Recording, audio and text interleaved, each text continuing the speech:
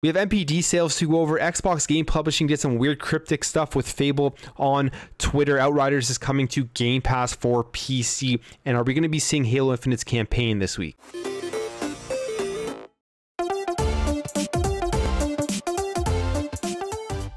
All right, welcome back to another video, guys. Before I jump into it, make sure to go check out my merch store, plumegear.com. Link is in the description below if you're interested in supporting the channel by picking up either a t-shirt or a mug or something like that. So it's that time of the month where we get the monthly NPD updates in terms of sales and all that kind of stuff.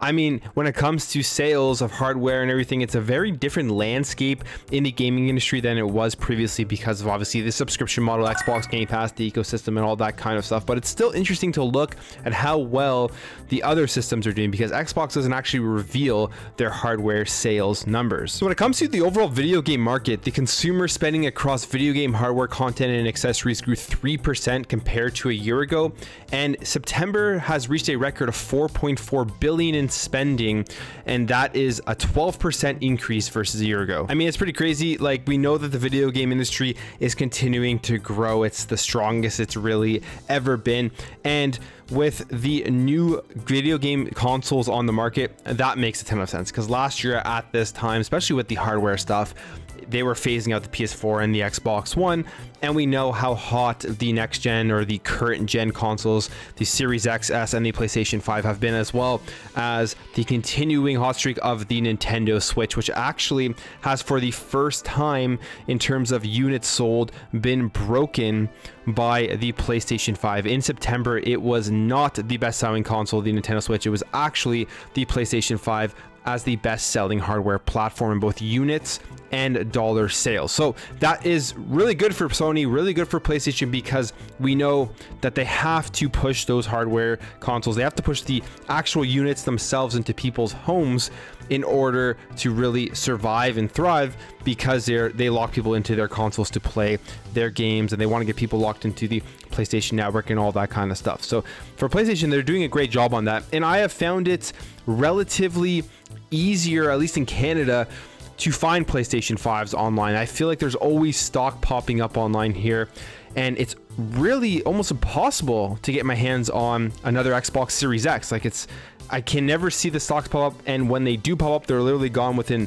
seconds, which is kind of similar with the PS5, but there's a lot more frequency in the amount of time I see that the PS5 is available. So they're definitely producing a lot more consoles with the PlayStation 5, and I think with the Xbox Series X, for a while they were producing a lot of consoles and they were putting them right into the xCloud server stack. So maybe that's one of the reasons why it's harder to get, and maybe that will open up in the future and it'd be easier to find some stock, some online stock. And we're seeing what's going on with all the crazy stuff with like GameStop and Best Buy, where you have to sign up for memberships now in order to get priority access to stock within those stores, because people want the consoles, they're very scarce, and people are going to be willing to pay an extra $200 or something like it is for the Best Buy program in order to just get priority access to picking up one of these consoles. Now, what else is super interesting about these stats here is that, yes, there was a huge increase in terms of hardware, again, like I said, because of the new consoles coming out, but there were decreases in other segments of video games, and what is offsetting these decreases is those mobile and subscription numbers, the amount of people signing up for these subscription numbers, which you could lump in there Xbox Game Pass and other subscriptions out there for video games. And that just shows the importance and the popularity of subscription in video games going forward, and we're going to see more things like that in the future. Now, when it comes to the actual best selling games, this one is kind of funny to me. It's Madden NFL 22 in September, and in terms of like overall sales, Madden year to date is the second best selling video game in the United States, behind Call of Duty, Black Ops, Cold War. So all of you Madden fans out there who are expecting Madden to magically just improve the game, because I've played Madden for way back on like the PS2 and the original Xbox era, and I dabble into it very lightly. as it comes out every year because you get that 10-hour trial, and it's just not a good sports video game. It really isn't, and it's never going to improve because it always sells so well because people are picking it up every single year because it's Madden, spending all that money on the Ultimate Team stuff, which is unfortunate. We see them trying to slowly improve franchise mode because of all of the backlash and the complaints, but what incentive do they have to actually make the game better when they release crap and it sells so well? And then, as usual, Call of Duty is on top of the list in Black Ops Cold War. It'll be very interesting to see next year how Call of Duty ranks in terms of top video games, because Vanguard's coming out this year, and there's also Battlefield and Halo Infinite, and of all three of those, I believe, not because I'm a huge Halo fan, not because I'm an Xbox channel, but I think in general, you can see that most people are most excited for Halo Infinite. So we'll see how Call of Duty Black Ops or Call of Duty Vanguard does in this upcoming year with all of the competition that it has. Now, here is something we do know about Xbox, and it has to do with accessories. The Xbox Elite Series 2 wireless controller is the best-selling accessory in September, followed by the PS5 DualSense wireless controller. Because I mean, that makes sense for the PS5 DualSense, just the regular one, to sell a lot because there are a lot of consoles out there. But the Elite Series 2, that's a more expensive controller, is premium. We're seeing the Halo Infinite version coming out, so it's still selling very well, and I think it will continue to sell well. I still have the Elite Series 1 controller, which I absolutely love. It's a great feeling controller and everything, but I'm really excited to get that Halo Infinite Elite Series 2 controller and finally upgrade to this new one. So there's a lot of info. You could definitely go check out Matt Piscatella, who has like his NPD thread, but here is the quick notes. The market story isn't changing. Hardware, mobile, and subs doing work, so they're selling a lot. People are signing up for subscription models. People are still looking for hardware, and that's going to continue. I mean, looking for hardware and trying to get your hands on these next-gen consoles is going to continue to be tough for the next year, maybe even 2 years. It's crazy to think about. I thought that by the summer of 2021, it'd be a lot easier to get these consoles, and I was completely off base with that. But you see that in every industry right now, with the chip shortages. Like the car industry as well is just absolutely crazy. So very interesting stuff to see, and hardware obviously moves as supply allows, and that supply, like I said, is very low. Seeing franchise records or near records set for bigger new releases, need more of them a challenge. So I'm guessing he's referring to the fact that these new games that came out in September are all pretty much in the top of the list, like FIFA, NBA, Tales of Arise, which is great to see, doing very well. Game I still really want to play, Diablo 2 Resurrected, Deathloop, even Sonic Colors Ultimate ranking at 13, not bad. And then we have Life is Strange 2 Cars. So lots of new games doing decently well on the list in September. And then Sports September in full effect, you know, Madden, FIFA, NBA, all that kind of stuff. So that is interesting stuff to see if you're like looking at the sales numbers and the monthly NPD notes. So something weird happened yesterday with Fable, as Xbox Game Publishing Twitter account tweeted out what looked like some sort of tease that we were going to be getting a huge announcement for Fable today, or maybe some sort of update on the game. And then they subsequently deleted that tweet and tweeted this out: sorry for any confusion, we don't have any big game news tomorrow or any info about We Are Playground's upcoming Fable game. So they pretty much just trolled everybody because everyone got super excited, thinking we were definitely going to be getting something about the game. And I wonder what happened here. There probably is some news coming out about Fable relatively soon. They just maybe jumped the gun. The social media person working on the Xbox Game Studios publishing account jumped the gun and posted that tweet that was probably supposed to come out at a later date, or they were actually planning on posting something today right now, and then maybe something happened in the background that they couldn't go ahead with it, so they had to go ahead and apologize. Very interesting to see what is going on. We know Forza Horizon is just around the corner, so Playground Games is going to be moving on and really focusing on Fable, although they still already are at this moment. But they're going to be able to probably take some resources away from Forza and throw it onto Fable, but we'll have to wait and see how that all works out.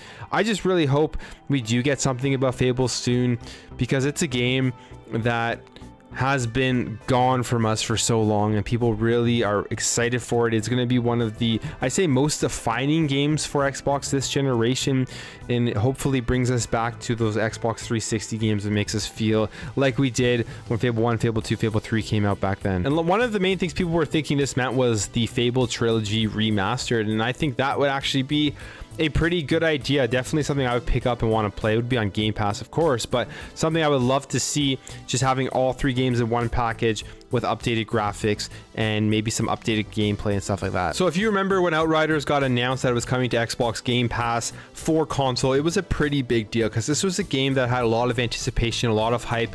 People were deciding whether it was going to be worth picking it up at full price when it launched on day 1 for Xbox specifically, and that decision got decided for them because it came onto Xbox Game Pass, so you're able to just download the game. But what was missing was it was only released on console, not on PC and Xbox Game Pass Ultimate. Well, it looks like that is all about to change tomorrow, as Outriders is coming to the Microsoft Store on Windows with Game Pass for PC and coming to Xbox Game Pass Ultimate, meaning if you have Game Pass on your PC, you're going to be able to download and play Outriders.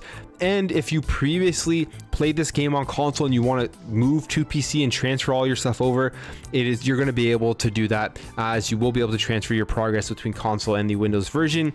And on top of that, it will support crossplay, meaning that you're going to be able to play with your friends on PC as well. I think this is an awesome thing. I really enjoyed my time with Outriders, played through it for a decent amount, played through the campaign, all that kind of stuff. The gameplay is really tight, really fun. I love the weapons, the abilities, and the AI. I've said this before, is probably some of the best AI I've seen in a video game. So if you haven't checked out Outriders and you don't have it on console and you want to play it on PC, I'd highly recommend just downloading it and giving it a try. And I think you'll have some fun out of doing that. And moving on here to some Halo Infinite news. So the tech tests for the multiplayer have come out.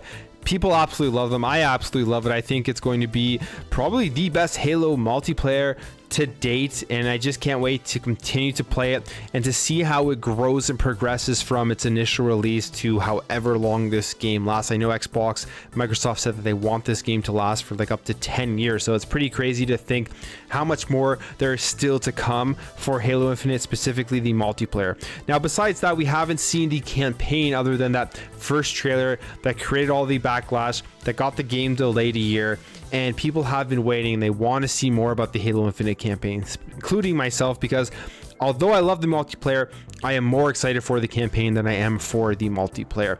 And the game release date is just around the corner on December 8th. Well, Tom Henderson, who is pretty reputable with his leaks, with the information that he has, he is a writer at DualShockers, Real Gaming Intel, and IGN, tweeted this out saying, hearing that there are some big announcements coming from Xbox this week, but also heard from a separate person that there's a campaign showcase for Halo Infinite and it's coming soon.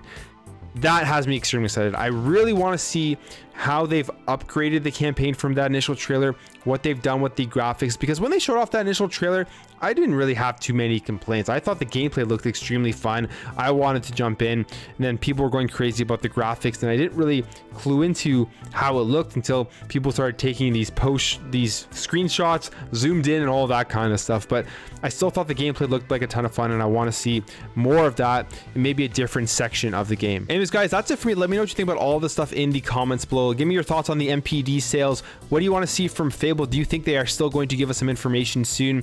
Are you excited for Outriders on PC and for some Halo Infinite news, hopefully coming pretty soon on the campaign? If you enjoyed this video, make sure to hit that thumbs up button. If you're new here, you like what you saw throughout this video, you found it entertaining and informative, I'd really appreciate you hitting that subscribe button and help this channel grow, help grow this community, so we can have great conversations in the comments below. Thank you again for watching. Thank you for your support, and I'll catch you in the next video.